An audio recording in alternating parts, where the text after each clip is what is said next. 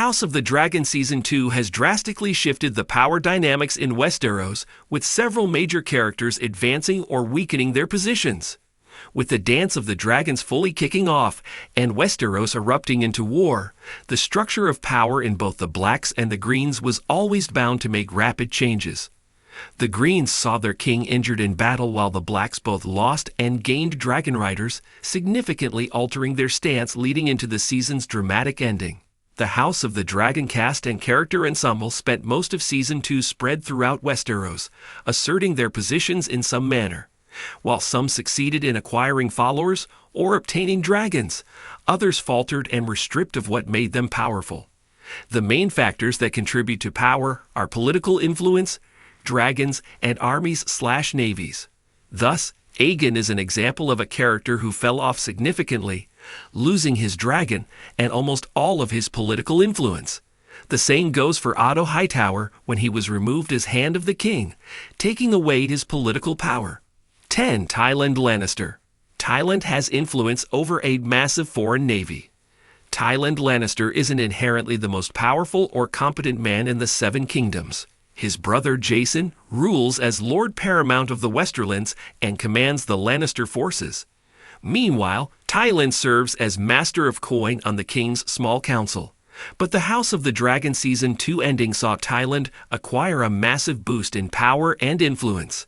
Sent by Aemon to Essos to make an alliance with the Triarchy, Tywin earned the respect of Shericho Lohar and now returns to Westeros with an enormous fleet at his side. The Triarchy is what gives Tywin, and by extension, Aemon power, but Tywin's specific influence over them and their leadership is important right now, similar to Tyrion Lannister and his mountain clansmen in Game of Thrones Season 1. 9. Ulf. Ulf has a big dragon, but not a very fierce one. In the final 2 episodes of House of the Dragon Season 2, the Targaryen bastard Ulf went from being a nobody in King's Landing to becoming one of the most powerful men in the Seven Kingdoms.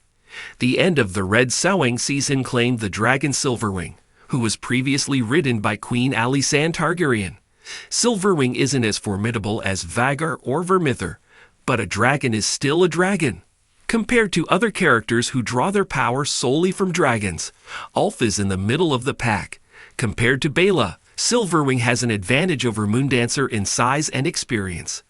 Silverwing is quite old, and though she's not known for being a fighter, she's a large enough dragon to make an impact. Helaena, for example, has a dragon of roughly the same size and experience, but has no desire to fight, again giving Ulf an advantage. Still, there are plenty of dragon riders above him. 8. Cregan Stark. Cregan Stark is among Westeros' most powerful lords. As for the lords of Westeros that audiences have met so far, Cregan commands the most direct respect.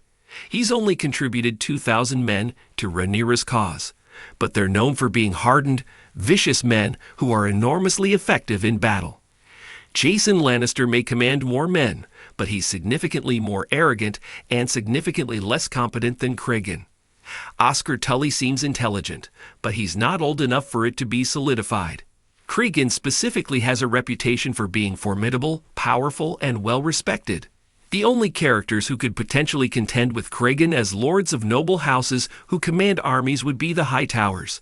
Otto Hightower was stripped of his power as Hand, and is currently held captive in a dungeon. Ormond Hightower leads the Hightower army into the conflict, but he hasn't been introduced yet in the TV series. Cregan specifically has a reputation for being formidable, powerful, and well-respected. 7. Addam. Addam formed a quick bond with an experienced dragon. Addam of Hull is another quick climber who established himself by claiming the dragon Seasmoke in Season 2, Episode 6. Unlike Silverwing, Seasmoke is known for being a fighter with years of battle experience alongside Laenor Velaryon in the War of the Stepstones. It may not be as large as Silverwing, but its nature made it Rhaenyra's first choice to find a rider for, and Seasmoke and Addam already seem to have a powerful bond. Addam's personal attributes help his case. He's a loyal, honorable man who isn't helping Rhaenyra out of any personal desire for wealth or glory. That doesn't always translate to success in Game of Thrones, but under a ruler like Rhaenyra, he's already finding himself to be her most trusted dragon rider, with her bringing him to Harrenhal with her. He has everything he needs to continue to thrive throughout the dance. Hugh rides the second largest dragon in Westeros. The final dragon seed, Hugh, is the most powerful of the three because he claimed, by far, the most powerful dragon. As Rhaenyra states, Vermithor is second only to Vhagar in size and is among the world's most experienced and individually powerful. The only dragons that would stand a chance against Vermithor individually are Vhagar and Caraxes, instantly making Hugh enormously influential and meaningful to the story going forward.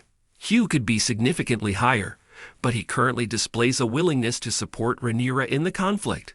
Like Adam, he's shown decent character so far and is still in the mindset of doing what he's told, as he likely has for most of his life. It will be interesting to see how Hugh develops as he comes to realize the immense authority he commands when riding a dragon like Vermithor. 5. Jacaerys Velaryon. Jacaerys is Rhaenyra's heir. Jacaerys Velaryon's position may come as a surprise because his individual attributes aren't that favorable. Jace's power is primarily due to political status. Currently, Rhaenyra is favorable to win the Dance of the Dragons in the minds of many of the nobles of Westeros, and Jace is her heir. By proxy, this makes him the future king, and many would be loyal to him for that reason alone.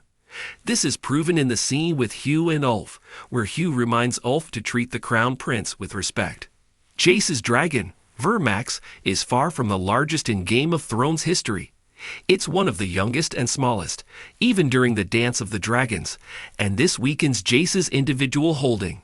If he rode a larger dragon, he'd undoubtedly be one of the most powerful men in the realm, but currently he's a prospective pick whose success resides on the outcome of the dance. 4. Corlys Velaryon. Corlys is the most powerful lord in Westeros. Corlys Velaryon has the esteemed position of being the most powerful non-dragon rider in the Seven Kingdoms. For decades before the dance, he established House Velaryon as a wealthy and strong naval threat, and it's coming to fruition in the war. Since Season 2, Episode 1, he's held all of King's Landing hostage with a naval blockade of the Gullet, stopping sea trade in and out of the capital. Even in a war with dragons, that sort of power is immeasurable. Corlys continues to prove the nuance of a war in Westeros, even when dragon riders are capable of burning armies and single-handedly taking castles. It's armies and navies that provide real control. His blockade is the central reason the Greens have been sent into turmoil in Season 2, with riots from the common folk of King's Landing breaking out constantly. He's one of Rhaenyra's most valuable allies, even though the dragon riders from his family have perished. 3. Daemon Targaryen. Daemon is a fierce Targaryen warrior and dragon rider.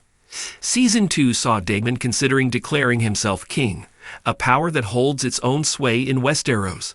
Even though he isn't fit for rule personality-wise, several factors work to his benefit. He is a Targaryen male who rides a formidable, experienced dragon, is well respected as a warrior with a Valyrian steel blade, and has been around longer than Rhaenyra or Aemond. In a sense, Daemon represents a sort of stability that the realm is used to with the Targaryen monarchy. If not for the sowing of the seeds and Rhaenyra accumulating more dragon riders, Daemon may actually have been able to make a claim for himself. Caraxes is one of the strongest dragons alive, and though it isn't particularly large, its serpentine physiology, bond with its rider and war experience, make it an enormous threat. If not for the sowing of the seeds and Rhaenyra accumulating more dragon riders, Daemon may actually have been able to make a claim for himself as king and posed a decent threat if only he were capable of accumulating supporters loyal directly to him. 2. Aemond Targaryen. Aemond is the most powerful individual in Westeros. Prince Regent Aemond Targaryen may be outnumbered and outmaneuvered in the Dance of the Dragons, but he's still the most powerful single force in the Seven Kingdoms, as Otto Hightower said. Aemond is a capable warrior and military strategist who rides one of the most enormous dragons the Seven Kingdoms have ever seen. Not to mention, he controls King's Landing and the Iron Throne. Even if they're currently under severe threat from Rhaenyra is able to achieve, as long as Aemond is left alive, the war isn't over. He's the only character in the Seven Kingdoms who poses such a massive threat single-handedly that such a statement could be made. Aemond claiming Vhagar in Season 1 was game-changing for House of the Dragon. and no one will truly be safe until they're dealt with. 1. Rhaenyra Targaryen. Rhaenyra has 7 dragons currently supporting her. Heading into House of the Dragon Season 3, Rhaenyra is undoubtedly the most powerful character. Throughout Season 2, she truly found her footing in the absence of Daemon and established herself as a queen in her own right. The sowing of the seeds was one of the riskiest decisions made in the dance, and while its long-term effect is to be seen, it immediately advanced her standing on the hierarchy. Aside from Rhaenyra's own dragon, Syrax, she has 6 other dragon riders sworn to her side. Individually, she isn't that strong, and Syrax isn't that notable, but as long as she can maintain command and stability over her side, she will be the most powerful House of the Dragon character. This will be further enforced if she succeeds in taking King's Landing without brutality in Season 3.